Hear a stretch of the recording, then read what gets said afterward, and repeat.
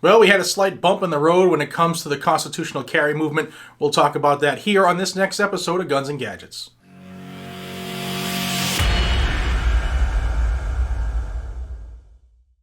Hey everybody, welcome back to Guns and Gadgets, your premier source for Second Amendment news. If it's Second Amendment news you're after, please consider giving a subscribe to the channel here. Also a like and a share helps the channel immensely, helps get the word out because YouTube doesn't want the news to get out. It's that truth thing related to firearms. Before I get into this video, I want to thank the sponsor of today's video. It's the USCCA.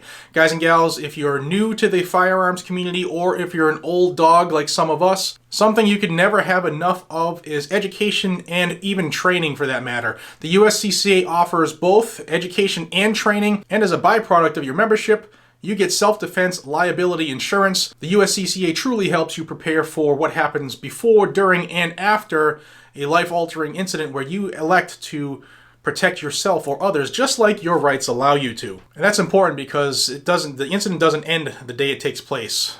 It's continuing quite after that on the legal side. And the USCCA can help you. So click the link down below. It's uscca.com/GNG and you can start your membership today. All right, let's get into what happened to derail the constitutional carry movement somewhat in this country for this year. We have had 4 states this year go to constitutional carry, but we did just have one that destroyed its own chance.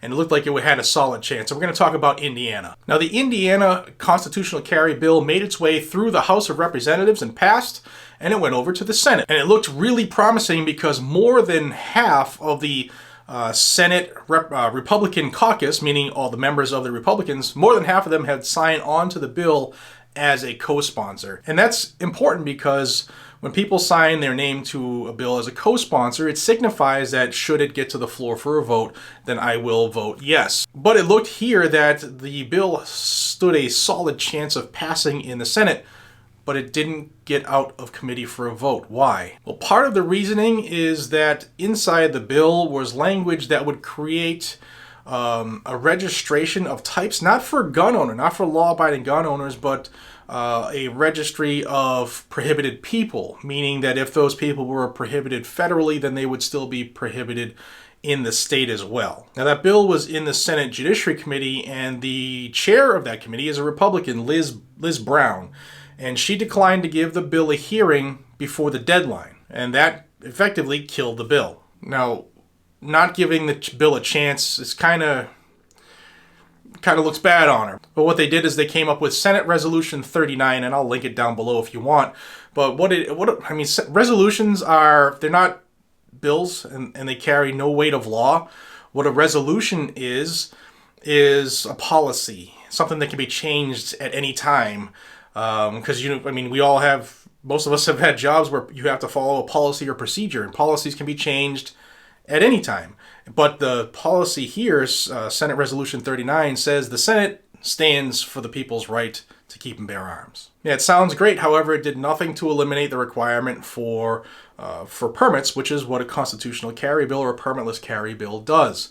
It stops the people from having to pay for that license, that card, that fee to the government to exercise your constitutionally guaranteed right. It's guaranteed. It's not given to you by the Constitution. You have those rights.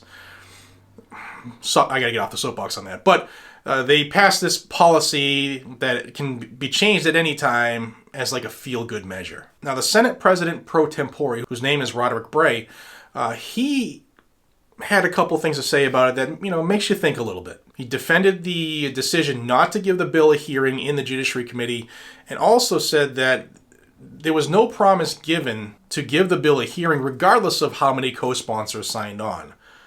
And so this guy is telling you, the residents in Indiana, that no matter how popular a bill is, there's no guarantee I'm going to let it come out for a vote. Man, I don't know. It's supposed to be representative of the people, not I get to decide what I think should come out.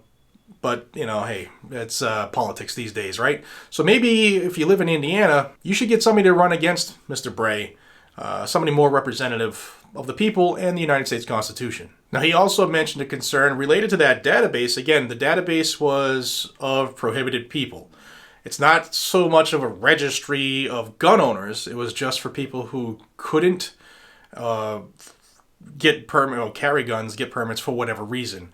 That's where I want your response on this. I'd love to see your opinion down below, especially if you live in Indiana. Was the database of prohibited people something that you agreed that they shouldn't bring the bill up to a vote for? Is it your belief that they don't already know who prohibited people are? Because I don't live in Indiana. I know that my state, you're put into the database anyway of the state of a prohibited person. It's called NCIC. So if you're a prohibited person, you are put in NCIC as somebody who will fail a background check when one takes place.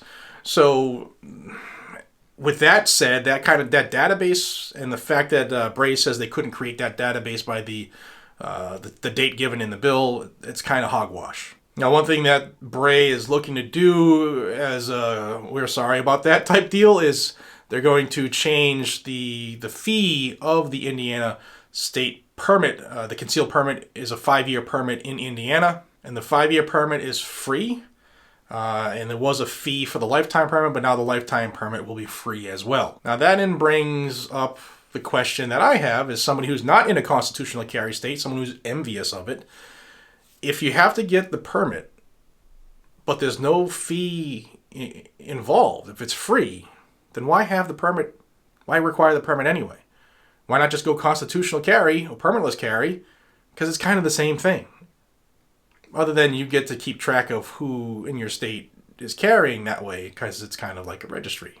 But let me know what you think down below. Is the database of prohibited people something that is a hard line for you?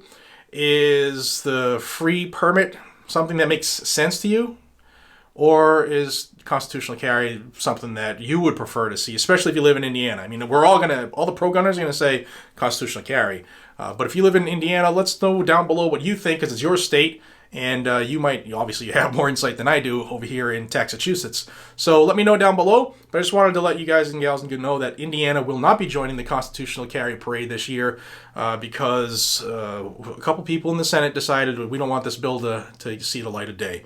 Passed the House, no problems. Would have passed the Senate, I believe. But such is life in politics. Joe Biden goes on and says, hell, hell, we have to rattle the sabers. And other people say, let's back down.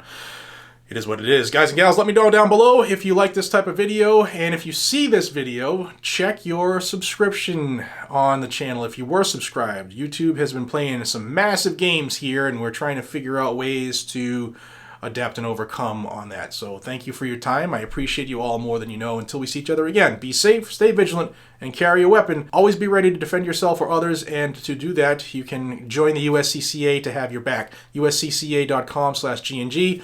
I'll see you on the next one, guys. Take care, everybody.